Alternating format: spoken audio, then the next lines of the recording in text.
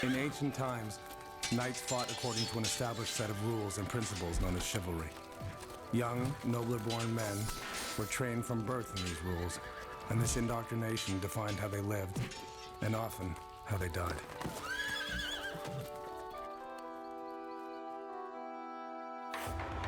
And we're all set for the face-off. Leicester wins the draw. These two teams are in a mood for a scrap. Oh, that's a nasty hit by Corfu.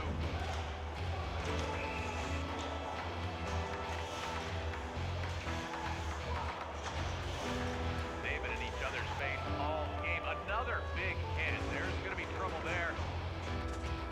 That's going to be a penalty. Nope, I don't see an arm up yet.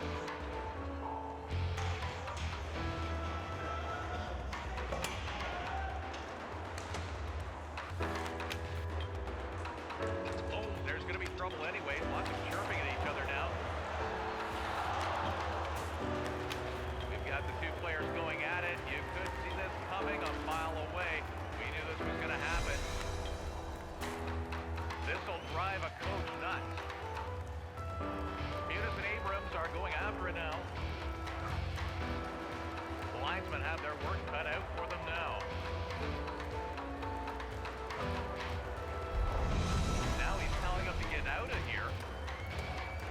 Tensions are pretty high right now, and referees are trying to get everybody to the bench. If they're not going to go to the bench, there's going to be some 10-minute misconducts. A big scrum and scramble in front of the net there. Again, they mixed it up. The referee's calling a penalty on somebody beside the net. Somebody's now lost a visor, and he's pulling the helmet off. Muniz going after it. The two of them still going after each other.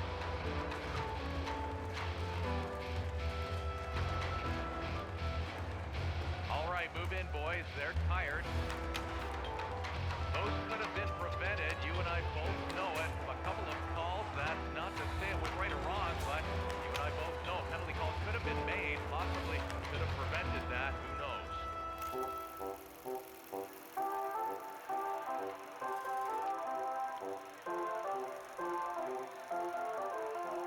Canadians consider hockey their national sport. The first organized indoor game of ice hockey was played in Montreal in 1877. The game had only 7 formal rules, and from the very beginning was a full-contact sport. Players skate at speeds in excess of 30 kilometers an hour, and a significant portion of the game revolves around the physical contact between opposing players. This has always been the reality in the game of hockey. When you played it, you knew that you were going to get hurt or something was going to happen, you were going to get hit, and that was part of the game. And we'd have a player, or you hit somebody like this, they'd lay in the ice and they'd say, hey, if you don't like it, go get another job. This is the game. The game is body contact. Everybody knows what a goal scorer is going to do. When a fight breaks out, not everybody understands the true meaning. It's the reason why the fight broke out. You know, they say, well, a fight broke out, but they don't know the true reason. There's not an unplanned fight out there. Trust me.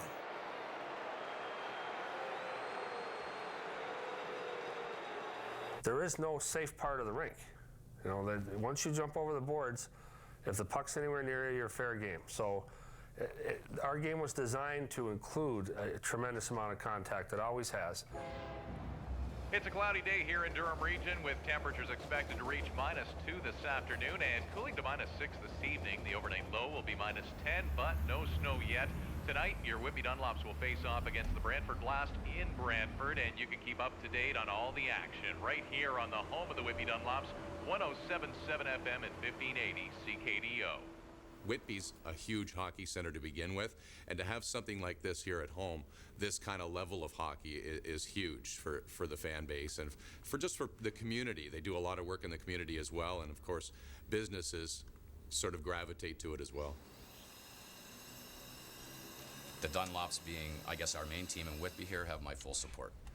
I support the team. I sponsor their golf tournament. I have ads in their newspapers. I do radio. I sponsor radio broadcasts when they're away from town. And it's good hockey. You can pay a lot of money to go see NHL hockey.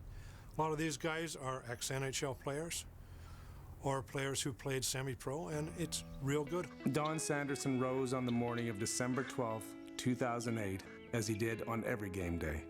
ready and eager to play for the Whitby Dunlops of the Ontario Hockey Association.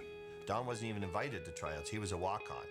And they fell in love with his way of hockey and his infectious character that he is, and that's how we made the team. Young, vibrant, energetic.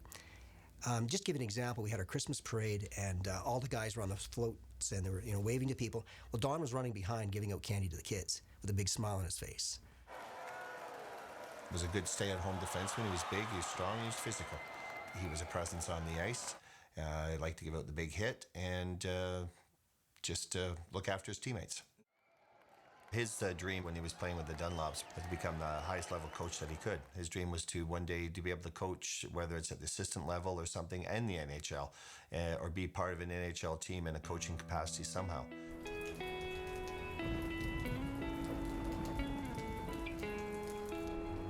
As the game of hockey evolved and became a professional sport, the stakes increased for the players involved. No longer just a gentleman's game, careers were made and lost based on injuries sustained in both legal and often illegal play gone unnoticed by the referees. In response, a set of unofficial rules evolved that governed this physical play. A set of rules known to hockey players as the Code. Like chivalry of old, the Code requires a specific response to a specific slight.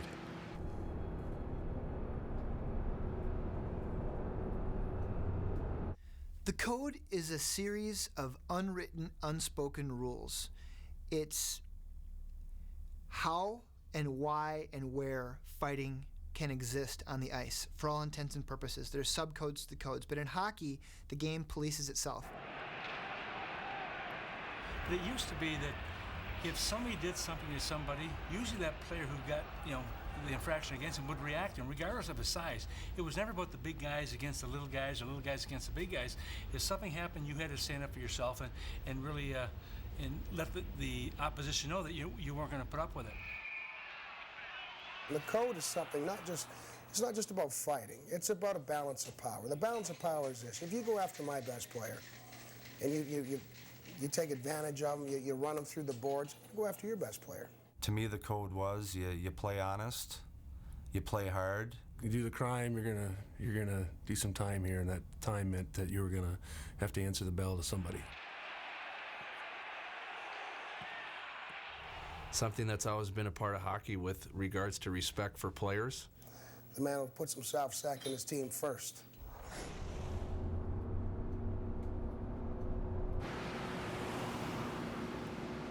It's called senior hockey or senior AAA hockey throughout Canada. There's teams across Canada from coast to coast. Here in Ontario, it's called the Major League Hockey, and there's several former NHL players, but generally guys that got as far as sort of the AHL, the ECHL, played a lot in Europe and stuff, and still have that competitive desire. And this is just a way that players can stay in the game, stay in shape, and nobody that I know is getting paid. It's basically for the love of the game. For me, it's different because it's no longer, you're not making any money. Like, now it's just fun, so you're trying to just not get hurt and start another career, whereas back in the pros, that was your life and you will do anything. It's really about loving the sport because you already have played for a living or you've played at a very high level. Then you come back and now you've got your family and kids and a job to worry about, but you're still coming to the rink 3 or 4 times a week and not getting paid.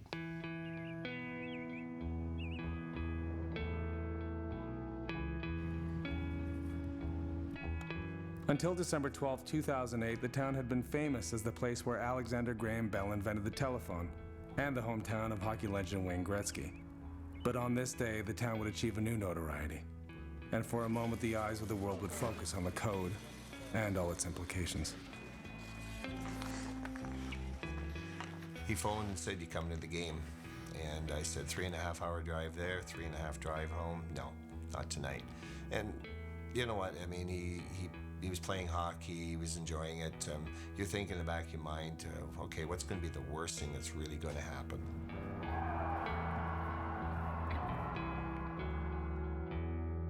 And Bardero holds on to it. Now we've got a scramble, and now they're going to go at it. or at least a loose one. The young goaltender holds on to it. Stoppage of play. Sesford comes in now, swaps stories with his man. If I'm a fighter or a coach or a GM, I mean, I'd grab the kid that's the most desperate, the kid from, Latvia, the kid from, wherever it is northern the city in Canada, or, with a background that he's got to play, or he's going to work in a factory. When you're 18 years old, you don't care. It's a chance. For me, I love the game so much, and I wanted to play at the highest level possible, and I wanted to show the coach that I would do anything and everything to make the team. It started after college when I came to Houston. Like, I hadn't fought at all, and I came into Houston, everyone they were all like, oh, you're huge. Like, who have you fought? Like, what's going on? I'm like, I haven't fought anybody. I've been in college for 4 years. I played minor hockey before that. So I fought a little bit in junior B and junior A, but not really nothing major. So that was kind of interesting seeing how they just thought I was some huge tough guy. Certain guys learn that if they're going to be in the league, they have to play a certain way. And so whether that's a guy who's a high energy, kind of a physical player that's going to run around and hit, or if it's a guy that's just a role player who's there because he's big and strong and can throw punches, they got to do whatever they can to get to stay in the league. John Ferguson told me in order for me to get to the National Hockey League, I had to buy time for myself and space so that I could learn how to play the game with the puck, learn how to play the game without the puck. And in order to do that, I had to be not only tough, but I had to be mean. So I had to be the guy that no one else wanted to be on a team. Everybody wants to score goals. Everybody wants to be the hero. Everybody wants to be pretty. And I had to be the guy that when someone did something wrong to my team and everybody went like this, they looked down the bench and there I was. And that's when I went out.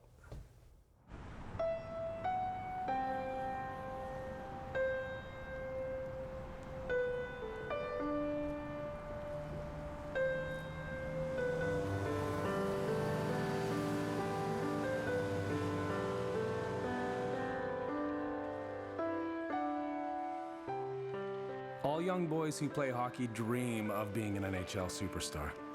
The name on the hockey card, the goal scorer who wins the game with a well-timed shot. But the reality is that as they get older and positions on the senior teams become more competitive, most players will need to focus on achievable skills. Skills that will allow them to take the next step and keep playing the game they love. Most of my friends were more talented, skilled guys, and they had already moved on and were making teams, and I was struggling, so I went to Plan B, which was, play rough and fight. The season before I went to junior, I was playing full-time midget and also in a hockey program at my school. I was on the ice every day.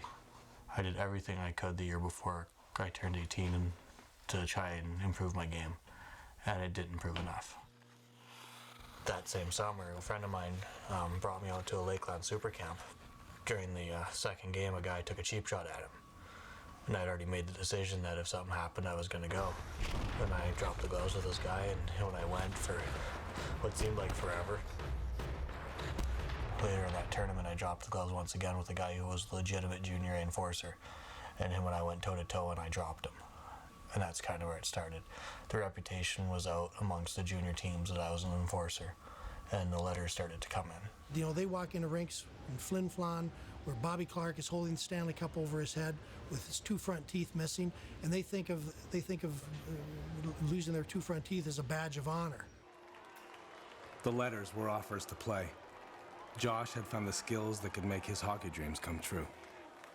They've all been there. They've all worked their way up this ladder, starting in training camp as a kid or in junior or whatever, and they realize that that was their job. And the only way they're going to get noticed is by fighting, because their contract is not measured in goals and assists. It's measured in PIMs, penalty minutes, fighting majors, how tough they are, the intangibles. I didn't really expect to be a goal scorer. I wanted to advance to it, because in minor hockey, towards my later years, I was able to score goals. I was able to, get power play time, penalty kill time. I was a good positional player. I wasn't a bad hockey player. And that's what was so frustrating, is I could play with these guys in a regular shift and do just fine. but that didn't seem to matter. Well, I was there to be a babysitter, it felt like. Mike Keenan said something to me and he was, Mike Keenan was a coach here in St. Louis. He asked me, he said, Tony, how many minutes in a hockey game? I said 60. He goes, no, there's 360. I looked at him, I said, I don't understand. He says, well, there's 6 players on the ice. Grant Fuhr is going to take 60. Now there's 300. Al McGinnis is going to take 270. Or he's going to take 30. Now there's 270. I said, oh, okay, well, Chris Pronger is going to take 30. Now it's 240. And he Shane Corson, Wayne Gretsch. It goes all the way down the line. Now there's 3 players left. And there's only 4 minutes left. Oh, he said, I forgot about penalty killing and power play. Now we're in the negative. And he looks at me and says, Tony, whose ice time are you going to take? Probably nobody's. And he goes, you're right. Every chance that I give you to go out on the ice, you make sure you do your job and do it properly. If you can't find work, make it. A lot of skill guys secretly wish they could fight. They say, I'd really like to be able to go out there and fight. And all the grunts, the low-skill guys like me all wanted to be players. Like, gee, I wish I could handle a puck like he can.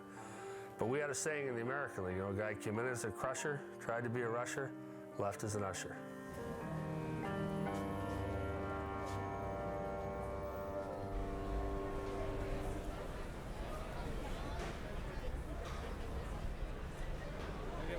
Okay, want me to sign it for you? Yes, please. Are you into hockey fighting? Yes, I am. Yeah, what do you like about it? Well, it's part of the game, and it's part of one of the only sports that it is that way. Yeah? Who's your favorite fighter? See, these guys are all jaded. They've all been used to the media saying, you're bad. You're a bad role model for my kids. You fight. But I came at it from the completely different approach and said, you know what? You guys are great.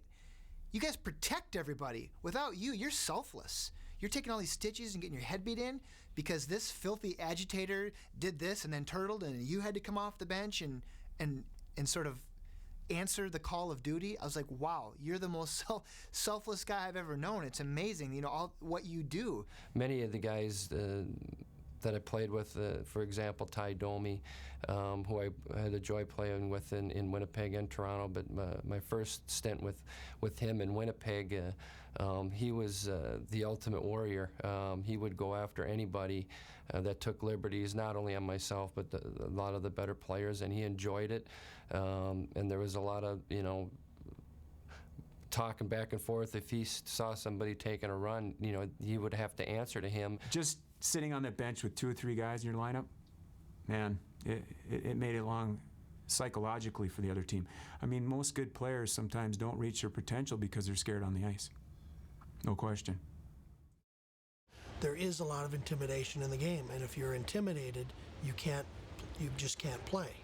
And so part of my job in many ways was trying to intimidate, trying to get people off their game, trying to get them thinking maybe more about you than thinking about what they need to do to win the game.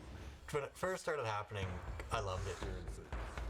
In a game of hockey, normally it's so fast-paced, there's so much going on, then all of a sudden it just stops. Gloves are off. And for a while, when all the guys start banging their sticks on the boards, and it feels like forever, but really it's a couple seconds. You feel the first one. And it's just you and that guy. Gloves are off. When it came to my teammates, there wasn't much I wasn't afraid to do. If you took a cheap shot, one of the guys on my team, if I didn't get you that game, I'd get you the next one. And if I didn't get you the next one, I'd get you next year. I had a player spear a guy when I was in Vancouver and I was an assistant GM. I'm not going to name the player. But he speared a guy right in the groin. And after the game, I went to him. I said, we don't play that way here. We don't condone stick work of any kind. I said, if you get away without a suspension, you're lucky, and he did. But I said, we don't condone that. Don't play like that. I said, besides, what on earth happened? There's nothing in the game that justified that. And he said, he speared me in the back of the leg in my first junior tryout when I was 16. This player is 21 years old, 5 years later. Rough physical play by tough physical players is used as a weapon in the arsenal available to coaches of higher-level hockey teams. Early in my career, I was a teammate of John Mariucci. He was the one who introduced us to the tactic of, as a team, intimidating the other team, because in Philadelphia with Freddie Shero leading them, was a tactic with them that they didn't just have a fight now and then. If the game wasn't going the way Freddie wanted it to go, they'd stage a battle with everybody in it, And then when the game started up again, after that was all over, it would be going the way they wanted it to go. Yeah, but that's how Philadelphia played. That's why they were intimidating. If you fought one, you had to fight them all. When I was a kid, certainly I watched the Philadelphia Flyers where they were the Broad Street Bullies, and they had tough teams, and they intimidated their way to the Stanley Cup. Few people would disagree that fighting in professional hockey was out of control in the 70s and 80s. Bench-clearing brawls meant hockey games would be extended to unacceptable lengths, and fans were being lost as a result.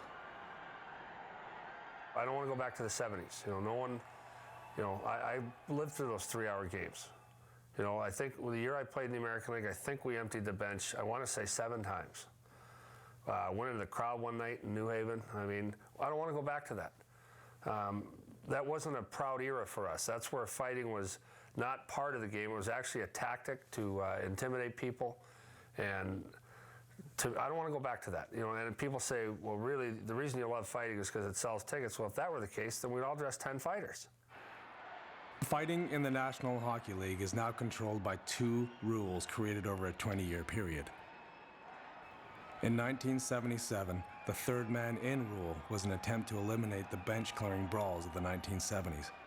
And then in 2006, a controversial rule was created known as the instigator rule. This rule penalizes a player if he begins punching another player without that player's implied consent. The reason why they're put in was to combat fighting as a tactic that the Philadelphia Flyers used in the mid-70s and that the Bruins were using in the late 70s. And being a tough guy in the big bad Bruins and the Broad Street Bullies, that's why the 83 instigator rule got put in. So know the history of the rule and understand why they put it in, because all the other teams couldn't combat those clubs. Most of the players hate the rule because it will allow some players to do dirty things and then turtle, to curl up and refuse to fight, so that when the other guy comes over and wants to beat the crap out of him, he won't do it. The other guy will get a 2-minute extra penalty. Bob Johnson came up with the term guerrilla warfare. You had to kind of stick and move. You had to stick. You had to strike and retreat. And so that kind of mentality, I kept thinking, okay, what can I do?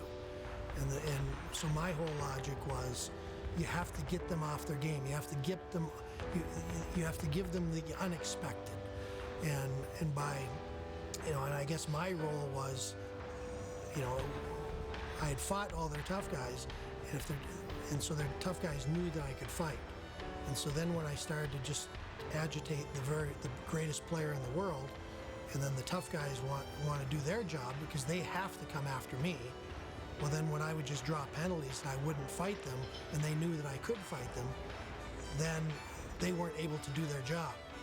And when they weren't able to do their job, all of a sudden then Wayne Gretzky started to think a little bit more about me than he was thinking about scoring goals, and that's what he was best at. That's the biggest problem in the league right now. It's not fighting, it's not anything else, it's the rat. It's the guys that won't answer the bell. They want to run around and drill people and cause a stir, but never back it up. It doesn't matter, instigator or no instigator, he's not going to fight. He's going to turtle. So when he does something, if there's no instigator and a player comes over to try and get the rat, pay the rat back, the rat's not going to fight. So whether he gets an instigator or not, the player wants to do something, it doesn't matter. He can't entice the rat to fight when the rat's done something to the better player. So we think the instigator rule is working just fine. When you take the power out of the players, take it away from them, and you try to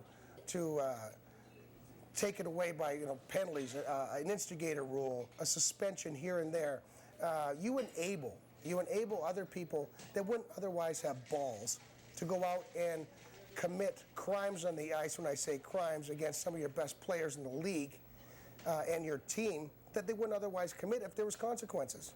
Let the guys that fight do their job.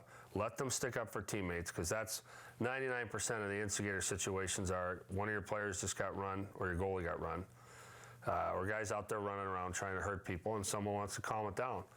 You know, sometimes when you have grown men on the ice, 10 of them at one time, going as fast as they do, tempers will flare, and stuff's going to happen from time to time. But if the refereeing's consistent and the guys have enough respect for each other, fighting doesn't need to be in senior hockey. It's just after 3 o'clock. There are just 12 more shopping days before Christmas. It's -6 outside, but the heat will be on tonight as your Whitby Dunlops face off against the Brantford Blast in Brantford. Game time is 8 o'clock right here on the home of the Whitby Dunlops, 1580 CKDO.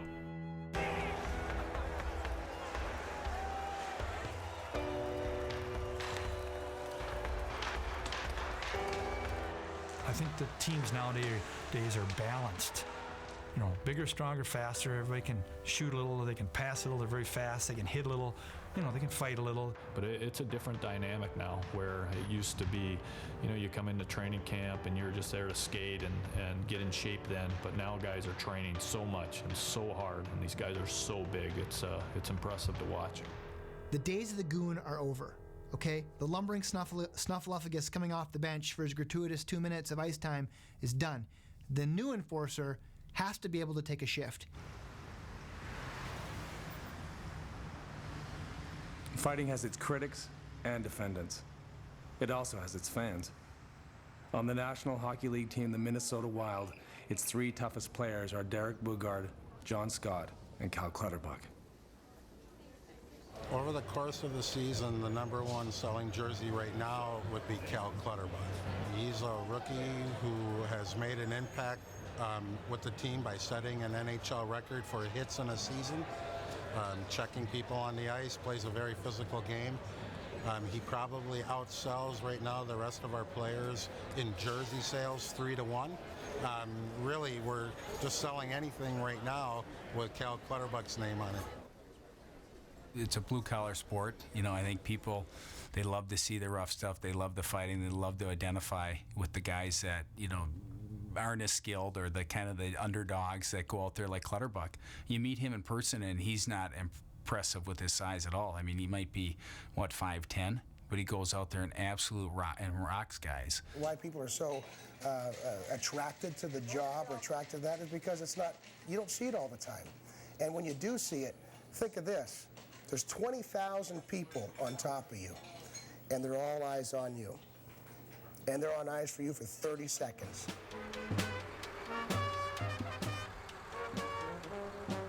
See, in hockey, nearly 70% of the revenue from hockey comes from the fans. It comes from tickets, beer, corporate signage in the dasher boards, luxury suites, parking. The fans like the aspect of violence and fighting. The league has to cater to the fans. It's not like the NFL, where they make billions every year off national television contract off 1 game a week. Hockey, they make a minuscule amount of money off their local television and radio. So it comes from the fans. They have to cater to the fans. How do you bring fans to a National Hockey League game? Well, you do it through your superstars. They want to watch their best players. How do you keep them healthy? You make sure they're not taken advantage of. Make sure that nobody's taking liberties at the ankles or taking extra 2 steps. How do you do that? Well, you make sure the other side understands. If you take liberties with my best player, I'm going to take liberties with yours. Eventually, we'll bang up as the heavyweights. But then all of a sudden, the other bench is thinking, hey, whoa, slow down on him, because I don't want to be the next one on the injured list. So what have you done? You've actually put butts in the seat. The reason you've done it, because that's what they're selling tickets on. They're not selling tickets on me. They're selling tickets to make sure they're selling tickets by their best players on the ice. But then I'm the consequence. I'm the balance of power. I'm the nuclear power on this side. That's the nuclear power here. I make sure those guys can play and play on a regular basis. What's up? John Scott was recently called up from the minors to play for the Minnesota Wild. At 6 feet 8 inches, he is a powerful and intimidating presence on the ice, and an heir apparent to the tough guy role on the Minnesota Wild.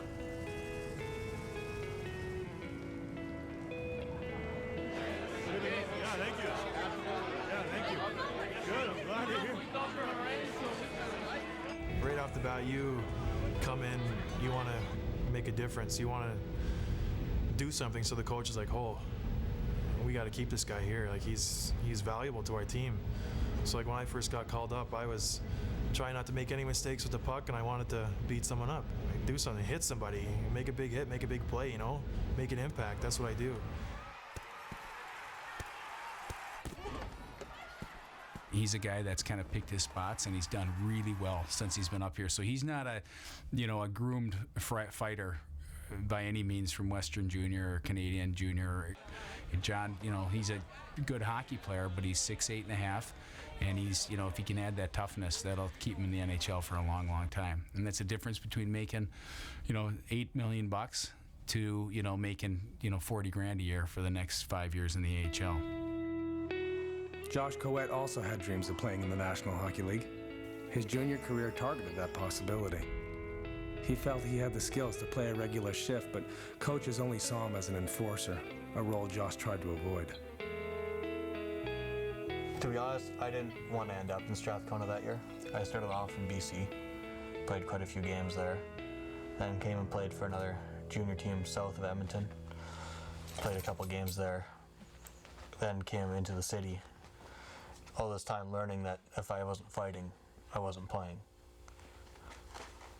And I came into the city and was sent, went to a tryout with another team, and they told me they weren't interested, and they sent me across to Strathcona. And I showed up there and flat out told the coaches that I was willing to do anything. This decision to be a fighter meant that Josh was now the enforcer on the Strathcona Sabres in Alberta, Canada. Muniz and Abrams are going after it now.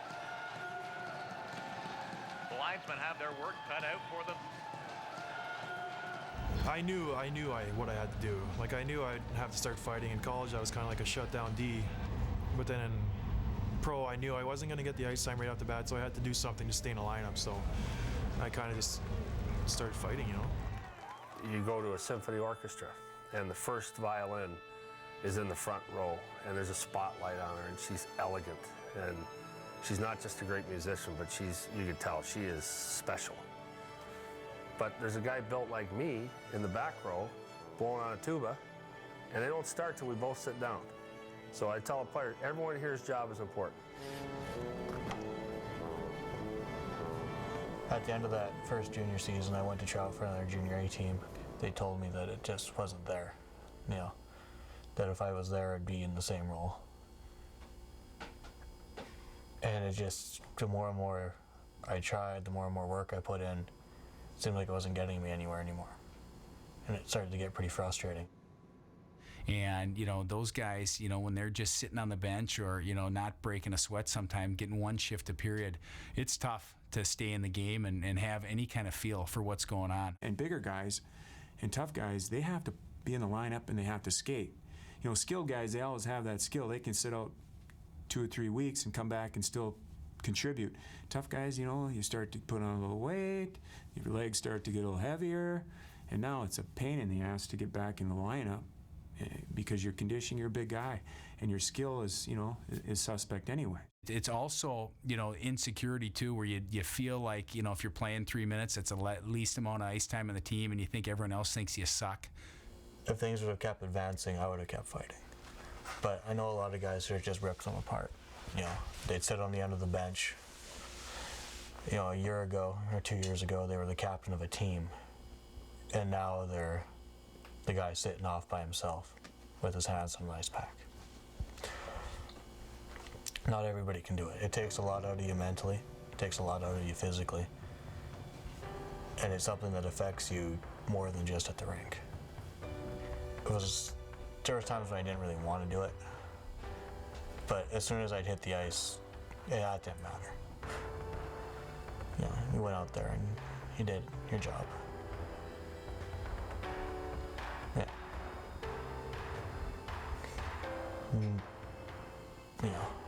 So you never say no. Got to be crazy not to be scared the night before. The press brings a lot out in the rivalries and in the articles prior to that. They don't talk about really too much. Well, so-and-so scored the game-winning goal the night, the last time you played. It was, well, so-and-so got the best of the other guy, so, and then you're going, well, he's going to be coming tonight, or I'm going to be coming tonight. Every night it's a different test, and every player in their own role has different tests every night. But, some guys might have a 260-pound tough guy that's their test, and they're going to drop the gloves and go at it. It was a constant roller coaster. you go through their pregame ritual. You take a nap, and then you eat, and then you got to get amped up and psyched up because tonight, man, you're playing Detroit, and you know that you're going to have to fight Bob Probert because last week you fought him and you cut him, so you know he's coming for you, and you know it's coming, and that stress of laying in bed at night and thinking about it, and then you got to do the game, and then you fight, and then maybe you fight again because, you know, it wasn't a clear winner, so okay, and then afterwards, you got to come down. So maybe you have some beers, and then, or maybe it leads to drugs, and it's this cycle. I've known guys like that, and I've heard of people like that where they're older and they're getting on in years, and it's just, they know they're going to be done. You know, they got some young guy coming up. I don't want to say it's sad, but it's kind of depressing because they've done so much for the team and the coach. My skills got dull. My confidence got low. When you're not scoring, you're not hitting, you're not put in those situations that got you sharp, it disappears. I didn't care like I used to. The passion for winning was kind of gone at that point.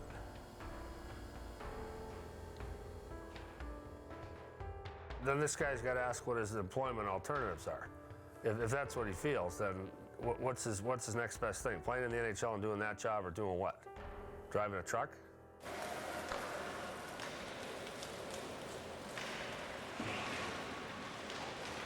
I'm a worse hockey player at the end of my junior career than I was when I started it. I think that when you see the enforcers at the end of their careers, it's a mixed bag. Some guys have certainly been spit up and chewed out, and they've got, you know, the scars to prove it, and the disabilities. It's not as bad as in football with all the artificial knees and hips, but it's bad. A lot of these guys have a troubled life. Don Sanderson was not an enforcer, but he was a physical player. He stood up for his teammates. He liked the big physical hit. He had arrived on the team bus at the Civic Centre in Brantford, Ontario, along with the rest of the Whitby Dunlops team. It was the third game between the Dunlops and the Brantford Blast in the 2008 season, and Whitby had won the first two games. But there was nothing special about the game, nothing significant about the two teams and their positions in the league. Just two strong, competitive teams meeting on the ice on an ordinary day 13 days before Christmas in 2008. The Whitby Dunlops are skating onto the ice at the Civic Centre in Brantford as we speak, and we will bring you all the highlights of the game as they happen right here on 107.7 FM and 1580 CKDO. Physical play in any sport carries a range of consequences ranging from simple to severe. Hockey's no exception. Rarely in hockey is a fight random. There's a genesis, a flashpoint. I come full circle to the Todd Bertuzzi incident, and I interviewed all these players about that incident. And all we saw, particularly in the States, was the last 15 seconds of what was really a 3-week miniseries. On March 8th, 2004, Vancouver Canucks forward Todd Bertuzzi sucker punched Colorado Avalanche forward Steve Moore from behind. It came late in the third period of a game when Vancouver was trailing by 6 goals. Moore suffered significant injuries which may have ended his NHL career. The incident stirred up a furor over fighting in hockey.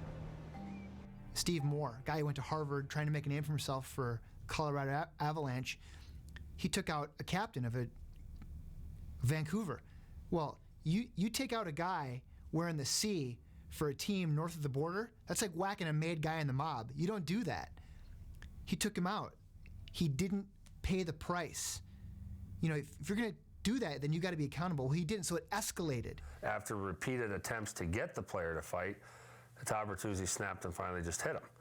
We ask our players to play at a certain level of adrenaline and, you know, preparedness that you want these players to exhibit, that they need for your team to be successful. Do you guys think we got to play better to win this series? Not going to win another game. We're not going to win this series or another game with that kind of effort. And I don't know what they're so scared about. Okay? I'm telling you, our goaltender's better. And that's the fucking key. We've got to give him better support. Good job.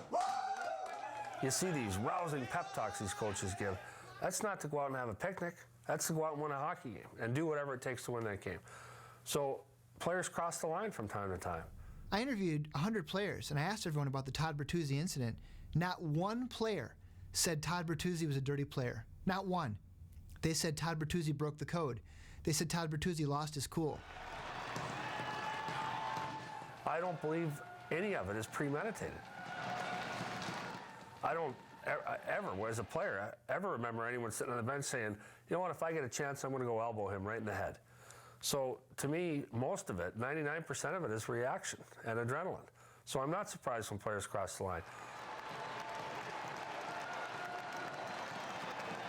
And eventually, Todd Bertuzzi broke the code. He hit him from behind. An egregious act. He, sadly, this guy broke a bone in his neck. He may never play again. It's a horrible, tragic incident. But in the heat of the moment, things happen. Ugly, dirty things. A sub-code to the code, perhaps. But it's an interesting story, and that's what's interesting about every hockey fight, is that there's a story. Media treatment was vicious and widespread, but I think that's part of the world we live in now.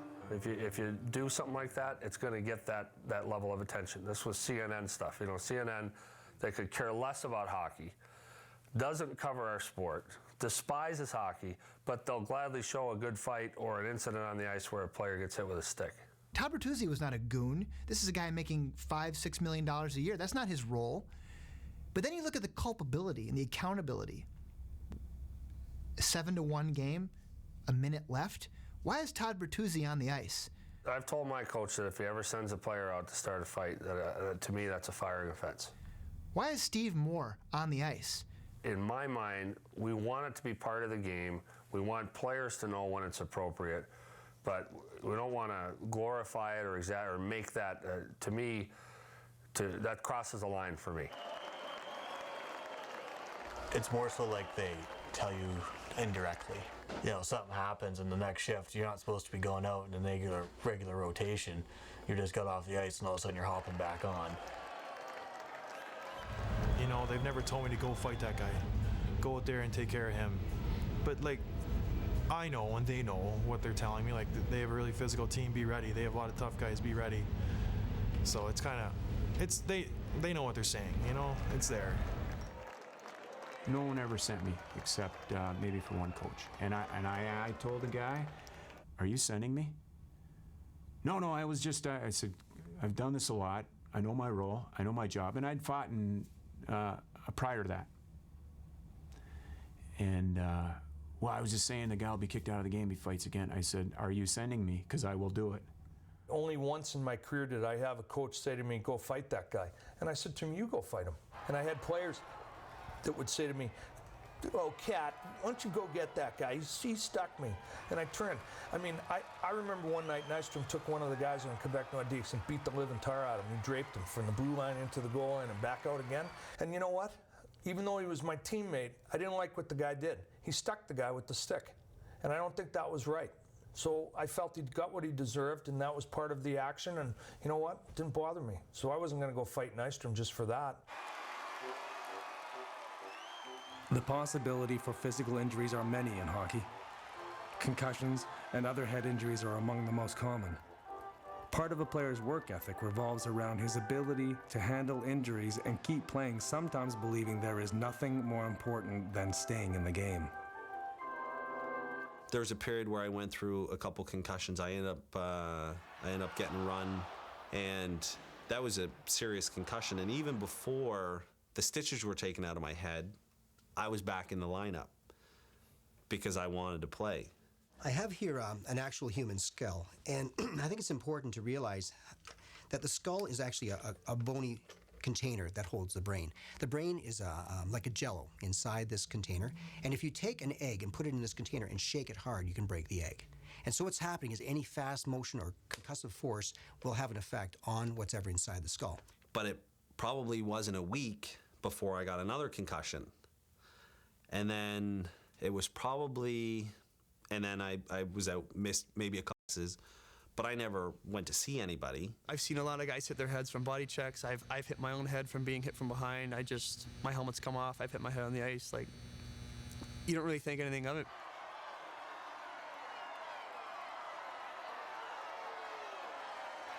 Now, if you look inside the skull, this is quite interesting, is there are lots of sharp bones in there. These are called the wing of the sphenoid. This is called the sella turcica. You can see the sharpness of those bones. And what happens during a concussive force is these bones will actually cut the brain and cause it to bleed. It was maybe a week or so later again where I got into a fight and I got more stitches and another concussion. And then at that time, the training staff, it was no longer in my control. The training staff said at that time, okay, if you get one more concussion, you're done, but now you're also done until you're feeling better. Body checks and rough play on the ice can certainly break bones. However, fighting in hockey is about blows delivered to your opponent's head. The third period is about to get started in Brantford as your Whippy Dunlops hold a 2-goal lead over the Blast with just 20 minutes to go. Keep it here on 107.7 FM and 1580 CKDO for continuing updates on all the action. Don Sanderson laced up his skates with his teammates on the Whippy Dunlops to play the Brantford Blast on December 12, 2008. By the end of 2 periods, Whippy was leading by 2 goals. The game was not unusually physical. It was competitive. But then again, when these two teams met, it was always hard-fought. The game on this night was just another ordinary game. I was left defense, he was right defense. The puck got dumped in. Don, I turned around to go and grab the puck. Don, there was a player who was forechecking, and Don stood in front of him, sort of setting up a screen and hold. It was just down from our bench, and Don and Corey had got into kind of a verbal, just a very quick, maybe a few words. It was just two combatants looking at each other. There was a hit in the corner, and then they both went at each other. The code, I wouldn't say, really plays a huge part in senior hockey, but again, if someone does take a cheap shot on one of our players or takes it upon himself to make a dirty hit or a dirty play, then guys tend to, stick up for each other. Again, sometimes some other influences make things bigger than what they are. Like, somebody got hit from behind, there was a little eruption on the ice, but 9 times out of 10, it's probably over after that point. Corey was holding Don's head down, and then as they popped up, you could kind of see that something was going to happen from that. I was about actually from media away, maybe 6 or 7 feet away from. I turned around, I heard like kind of a bang, and they just kind of dropped their gloves. Unfortunately, the helmet came off relatively early in the fight. And as the helmet came off, they still were involved with some jockeying back and forth. There was a few punches thrown, but nothing dramatic, nothing out of the normal sense in the word of a hockey fight. By all indications, a normal fight. Both of them were there and exchanging punches. And then the fight sort of moved into the corner, and I was leaning on the back of the net beside our goalie, and we were just watching the fight go, and it appeared that he'd lost his balance to me. But as he was falling over backwards, his head hit the ice. He hit hard, and then the other guy sort of landed on his head. When they fell to the ice, the ref actually was in front of me at that point. I never saw how hard he hit. I never saw how he hit. I just saw him land on the ice. Right away, we knew that Don was hurt, maybe a concussion or something. Obviously, we didn't know the severity of it at the time. He didn't have a helmet on, so his head was right on the ice, so I kind of grabbed his head and held his head and his neck. And then the paramedics came, and a short while later, Don regained consciousness. He was out for 30 or 40 seconds, and then after that, he came to. It was very quiet, a lot of tension. He ended up leaving the ice after, it was after a little bit that he left the ice, and I didn't have any more, I didn't speak with him anymore that night. Don had suffered severe trauma to his brain. Surgeons were unable to control the bleeding in his skull, and the resulting pressure forced him into a deeper and deeper coma.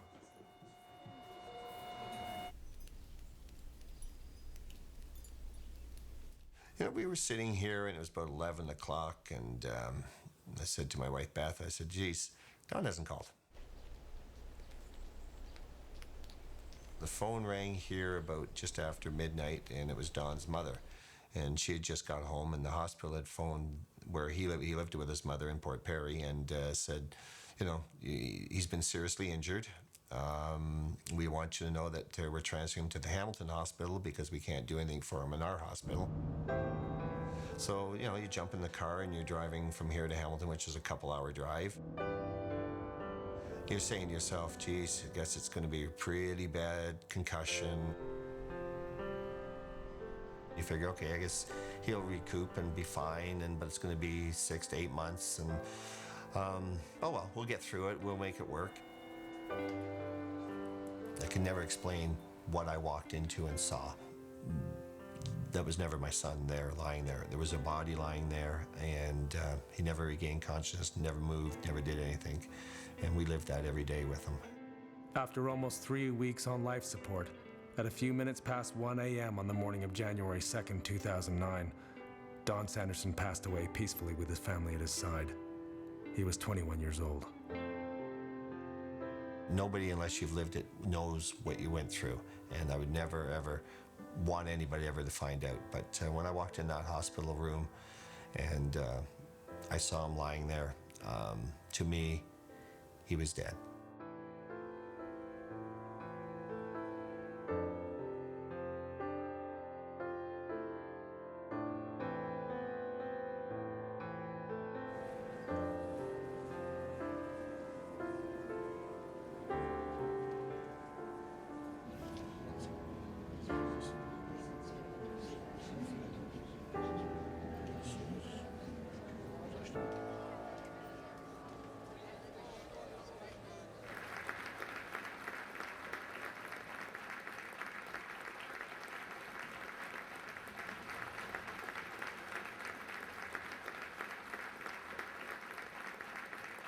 Well, the Dunlop tribute was worse than the funeral. The raising of his sweater and that, knowing that he would never be in the rink again. Going back and teaching is tough because he was always there with me, and I now know he's not coming in the rink. And that took time. It took time to get back on the ice. And there's not a day goes by without an incident or something at the rink that I don't tear up or feel sad or show some type of emotion because he's not there.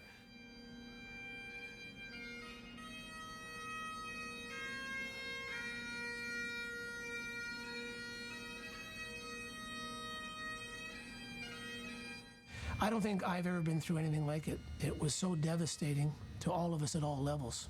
He was a part of the family, he was a big part of our hockey club, and he was a wonderful young man. And to see him actually, you know, go through that, watch him in the hospital and watch him go through what he had to go through was a terrible, terrible feeling and a terrible, terrible sight. I mean, at the first, we had counselors, we had grief counselors. The team did absolutely everything to help everybody sort of to get through the process.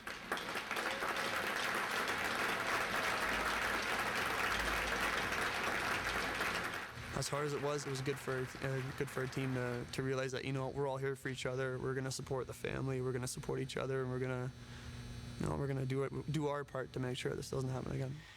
I can still remember one guy come in on one occasion, and I just looked at him. I said, "Are you okay?" And he looked at me, started to cry. The fight in Brantford was Sanderson's fourth fight in just 11 games with the team. Despite his frequent brawls, Sanderson had confided to his girlfriend that he really did not like to fight. There was a time even in my son's junior career when a coach walked over and said, "Are you going to do something about it?" And he looked at the coach and said no. And for that reason, he didn't play for a while. And the coach came to me and said, "Why didn't your son do it?" And I thought he was a big, strong boy. And he said, and I said, probably because he never cleared it with me. He knew I'd be really ticked sitting in the stand watching him come out and taking on a fight for something that wasn't nothing to do with him. He wasn't a goon, he wasn't a enforcer. What he would do is protect a player while he was on the ice, but he certainly wouldn't come on the ice and start a fight, never have, never will, and never did in any of his junior hockey. Because, you know, we still had all this stuff in the room, and you walk by it every game, and you're going, geez, you know, is that what's going to happen to me kind of thing? Last Tuesday, we cleaned up the locker room, and the training staff was all there. And I just want to remember this one moment. The entire room is clear. The carpets had been cleaned. But in the corner was all Don's stuff, and it was still hanging in his locker. The equipment that he'd sweated in, the equipment he'd worked in, his skates, his gloves. The emptiness of that room, and his was the only equipment left in the room with no one to pick it up. And at that moment, I realized this was really over.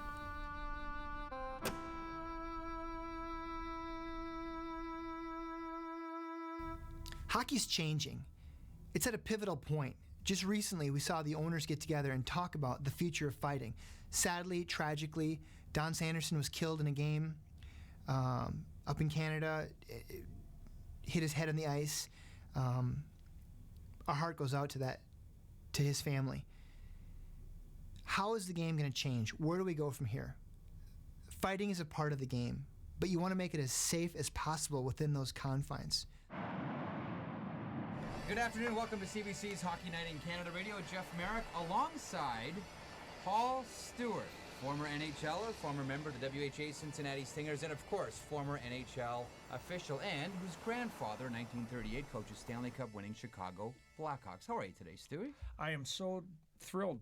First of all, great to be here in Toronto, and second of all, great to be back with all my friends here in Canada. I had always heard if you want to cement your reputation in the National Hockey League as a tough guy, do it when your team is playing Saturday night on Hockey Night in Canada, and make sure you grab someone you know you can handle, because it establishes a rep. A lot of people will watch, and everyone will talk about, did you see that fight? Did you see how Gilly... If you take fighting out of the game, they're going to fight anyway, because a guy takes a hit, a guy gets slashed. What do? You retaliate, probably club the guy over the head with a stick. It would be one dangerous game, in my opinion, if you take fighting out of the game. Let the guys square off, stick to the code, and go from there. If you don't want fighting, and that's part of the game, an accepted part of the game, then what you have to do is eliminate it and legislate it out. As a result of Don Sanderson's death, the Ontario Hockey League has instituted a rule that ejects and suspends any player who voluntarily takes off his or his opponent's helmet prior to or during a fight.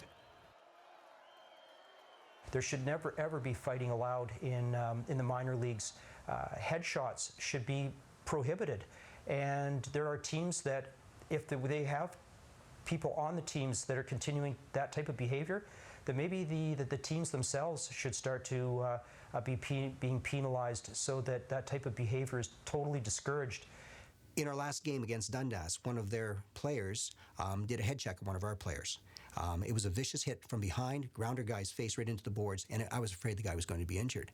At that time, the referee took the proper action. He gave him a head checking penalty, a 10 minutes misconduct, and a game misconduct. So suddenly this guy is taken right out of the game. He's gone. So there's no need to have a fight. If he'd been allowed to play after intentionally trying to injure one of our best players, there would have been repercussions. So I look here, this is a problem of refereeing and of control of the game, and if it's done properly, we shouldn't require to have fighting in the game. To me, I don't think that at this level, I don't think you need fighting at this level. For the fact of falling on the ice it's tragic, and if there was rules in place at the time, maybe he'd still be alive.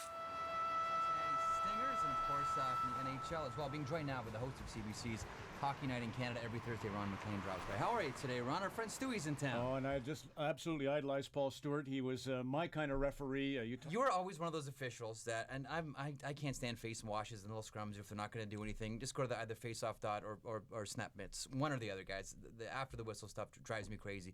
And Paul, you are the kind of referee that would say, you know what, guys, get out of there. I want to see these two guys fight. So you'd actually challenge, are you guys going to line up the face-off, or are you guys actually going to snap mitts? Two guys dropped the gloves, and they went around, and then they went around the other way, and they looked like a wash tub going which way and that way. And finally, I blew my whistle. I said, you guys either start fighting, or I'm going to take this whistle off and beat the hell out of both of you. And, of course, I got a call about that. Intimidation's part of professional sports. This is different than college hockey. This is different. This is different than junior hockey. It's different than amateur hockey. You know what? This is for, I have a mortgage payment to make, and you have one too, and there's only one job here. So I'm going to get the job, and you want to get in my way, I'm going to beat you. And if it comes down to even having to drop my gloves and beat you with my fist, I'll do what I have to do. It's an important historic part of our game. And in my opinion, it regulates the level of violence that takes place on the ice surface. I think it's indispensable. If you had no fighting in the league, you would see guys be even bigger than they are right now. You know, if you don't have anybody to answer to and you're taking liberties on other players, I think it's going to be a detriment to the league. If there's a judgment day for any one single person on the other side of the bench, they think twice. Oh my God, I don't want to get hit. Oh geez, I don't want to have my ankle broken. I can't believe, I don't want to get a right hand or a cuff across the face. They think twice. This yappy little dog isn't so yappy anymore. You know, you don't understand someone until you walk around in their skin for a few miles. Tom Robinson, that's right. And you know, basically what it comes down to is, if the guy did it to you, would you be ticked off? Yeah, okay, that's a penalty. And he banged his finger into my chest. And he said, and if they did it to your teammate, what would you do? I said, I'd go fight the guy. He said, well, that's got to be a penalty. Use your feel. Feel the game. It's never going to be safe. You know, there's only two sports that don't have out of bounds. You know, like where a player, once he steps out of bounds, is no longer involved in the play and cannot be hit. And that's, you know, boxing and mixed martial arts and hockey. We try to put as many safeguards in there without changing the game dramatically and making the game differently. I don't think it's going anywhere. As much as anyone hopes or thinks it's going to go, or they try to get it out of the game, it's just too much a part of the game. It's been there forever. You look back in the Gordie-Howe hat trick, the fight, goal, and assist. You know, it's always been there.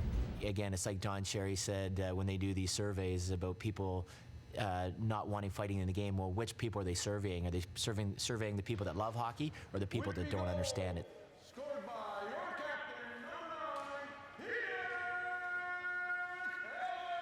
Almost 70% of all hockey fans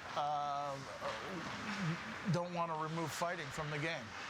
I mean, you can go out on the street and ask people that don't know the game, and they'll tell you they don't like it, but you ask the true hockey fan or the hockey player the question.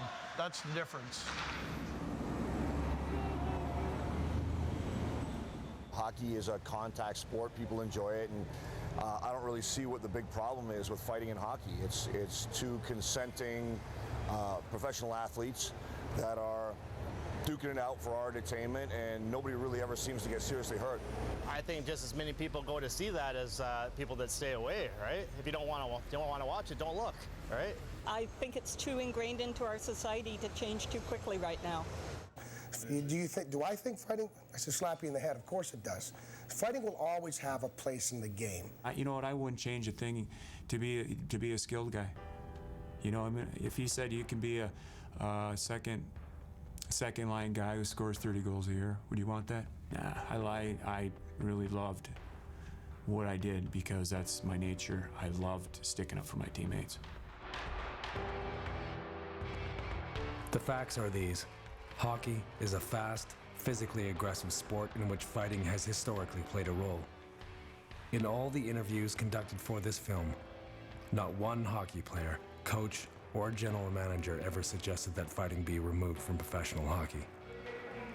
The Whitby Dunlops were eliminated in Game 4 of the Ontario Hockey League Finals.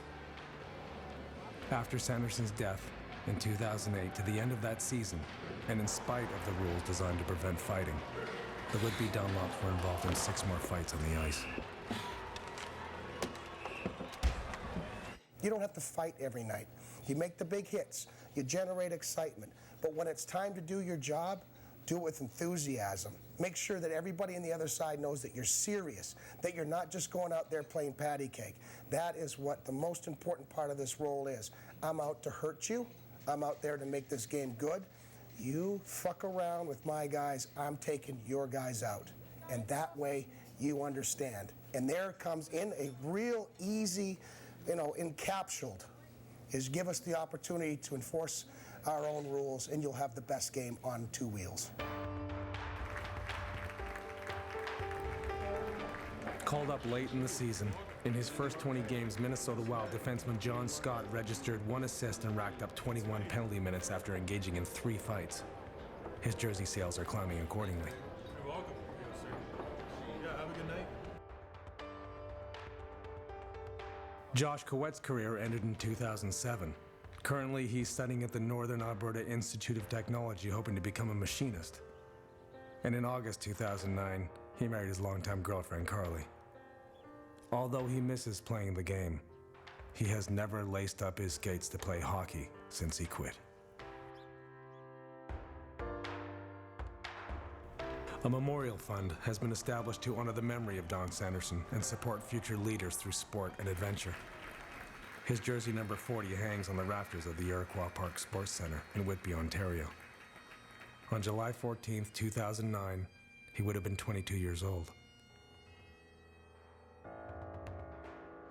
Muniz going after it, the two of them still going after each other. All right, move in, boys. They're tired. Those could have been prevented. You and I both know it from a couple of calls. That's not to say it was right or wrong, but you and I both know penalty calls could have been made, possibly could have prevented that. Who knows?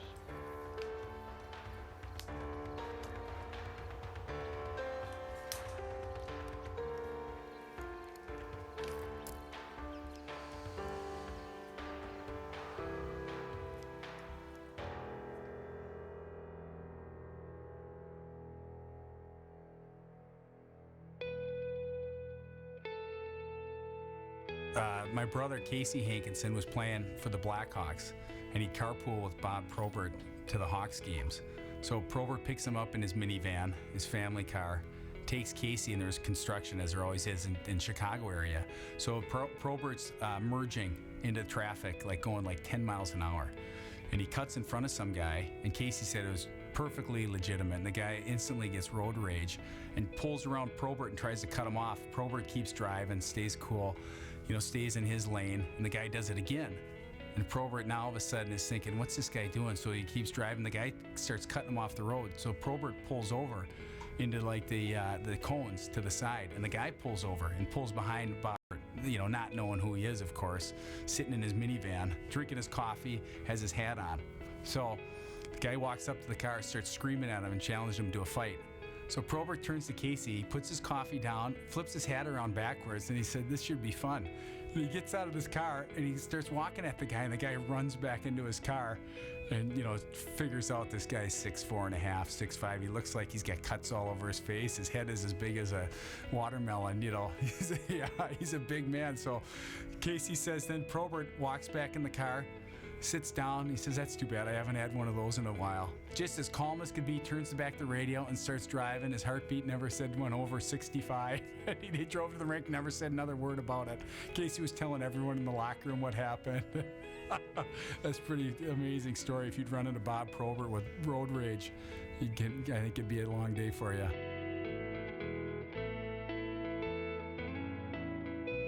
We lined up on a draw, and he gave me a shove, and I gave him a shove, and we dropped the gloves, and my helmet came off, and he caught me. He's a heavy puncher, and he caught me, and I went to, got me off the ice, and they had the massage therapist there, Rubber Bob. He was our massage guy, older guy, and I remember, well, I don't remember, but they told me I did this, but he said I took my gear off, and I told Rubber Bob, he caught me with one, right, Rubber Bob? He goes, yeah, he caught you with one. I took a shower, come out of the shower. Bob, he caught me with one, right? Yeah, he caught you with one. I put my suit on, took my suit off, took a shower.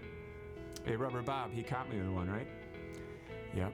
He goes, suit on, shower, suit on, shower. Hey, Bob, he caught me with one. And then Bob says, we got to get this guy in. But they had to wait because, wait for the game to be over. And, hey, Rubber Bob, he caught me with one, Rubber Bob. So I asked Bernie Nichols, I said, Bernie, how'd we do? He said, we won 5-3. You scored the tying goal, and I got the winner. I go, oh, that's just great, Bernie. Well, I finally come to in the Quebec hospital, and then I'm in Quebec, and normally, it's tough, English-wise. So I looked at the newspaper, and we had lost like 7-3. I said, when I get back to Jersey, I'm going to kick Bernie's ass. I go, wow, that's good. I got the tying goal, and he got the winner. Well, great. Then it was worth getting knocked unconscious. And I think Twister called me, but I didn't. It was an equal, fair thing. He just left me a message. It's not a big deal. I fought him again after that. It's not, it's no big deal. I knew the way that I fought that I'd probably get caught with one,